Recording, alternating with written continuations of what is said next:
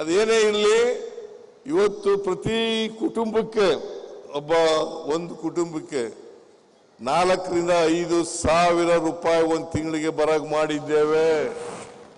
4 ರಿಂದ 5 ಸಾವಿರ ರೂಪಾಯಿ ವರ್ಷಕ್ಕೆ 50 ರಿಂದ 60 ಸಾವಿರ ರೂಪಾಯಿ ಬರ್ತಕ್ಕಂಥ ಕೆಲಸವನ್ನು ಮಾಡಿದ್ದೇವೆ. ಇಲ್ಲಿವರೆಗೆ ನೀರಾವರಿಗೆ 2.5 ವರ್ಷದಲ್ಲಿ 25 ಸಾವಿರ ಕೋಟಿ ರೂಪಾಯಿಗಳನ್ನು ಖರ್ಚು ಮಾಡಿದ್ದೇವೆ. ಅದಕ್ಕೆ ನಾನು ಹೇಳ್ತಾ ಇದ್ದೀನಿ, ನಾವು ನೀರಾವರಿಗೆ ಒತ್ತು ಕೊಡ್ತಕ್ಕಂಥ ಕೆಲಸವನ್ನು ಮಾಡಿದ್ದೀವಿ. ಅದು ಕಳಸ ತಿರುವು ಯೋಜನೆ ಇರ್ಬೋದು, ಬಂಡೂರ ತಿರುವು ಯೋಜನೆ ಇರ್ಬೋದು,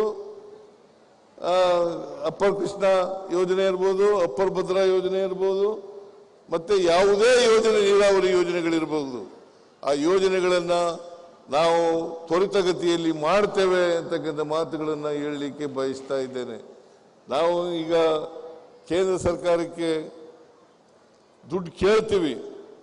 ಯಾಕೆಂದರೆ ಸುಮಾರು 4.5 ಲಕ್ಷಕ್ಕೂ ಹೆಚ್ಚು ಕೋಟಿ ರೂಪಾಯಿಗಳನ್ನು ರಾಜ್ಯ ಸರ್ಕಾರ ಕೇಂದ್ರ ಸರ್ಕಾರಕ್ಕೆ ತೆರಿಗೆ ರೂಪದಲ್ಲಿ ಕೊಡ್ತದೆ. ಎಷ್ಟು? 4.5 ಲಕ್ಷ ಕೋಟಿಗೂ ಹೆಚ್ಚು ರೂಪಾಯಿಗಳನ್ನು ಕೊಡ್ತೇವೆ. ನಮಗೆ ಬರ್ತಕ್ಕಂಥದ್ದು ಎಷ್ಟಪ್ಪ ಅಂತಂದ್ರೆ 60 ಸಾವಿರ ಕೋಟಿ ರೂಪಾಯಿ ಮಾತ್ರ. 100 ರೂಪಾಯಿ ಕೊಟ್ರೆ, ಕೇಂದ್ರ ಸರ್ಕಾರಕ್ಕೆ ಕೊಟ್ರೆ ನಮಗೆ ಬರೋದು ಬರೀ 13 ರೂಪಾಯಿ ಮಾತ್ರ. ಇದು ನ್ಯಾಯನಾ? ನೀವು ಹೇಳಿ. ನೀವು ಕೇಂದ್ರ ಸರ್ಕಾರ ಬಿಟ್ಟೇ ಬಿಡ್ತೀರಿ ಏನು ಕೇಳೋದು? ನರೇಗಾ ಬದಲಾಯಿಸ್ಬಿಟ್ಟಿದ್ದಾರೆ, ಅದನ್ನು ಕೇಳೋದೇ ಇಲ್ಲ ನೀವು. ನಾನು ಅದಕ್ಕೆ ನಿಮ್ಮಲ್ಲಿ ಮನವಿ ಮಾಡ್ತೇನೆ, ಪ್ರಾರ್ಥನೆ ಮಾಡ್ತೇನೆ, ದಯಮಾಡಿ ನಮ್ಮ ಪಕ್ಷ ಮತ್ತು ಸರ್ಕಾರ ಈ ನರೇಗಾ ರದ್ದು ಮಾಡಿರ್ತಕ್ಕಂಥ ವಿಚಾರವನ್ನು ಬಹಳ ಗಂಭೀರವಾಗಿ ಪರಿಗಣಿಸ್ತೇವೆ. ಇದರ ಪರವಾಗಿ ಹೋರಾಟವನ್ನು ಮಾಡ್ತೇವೆ.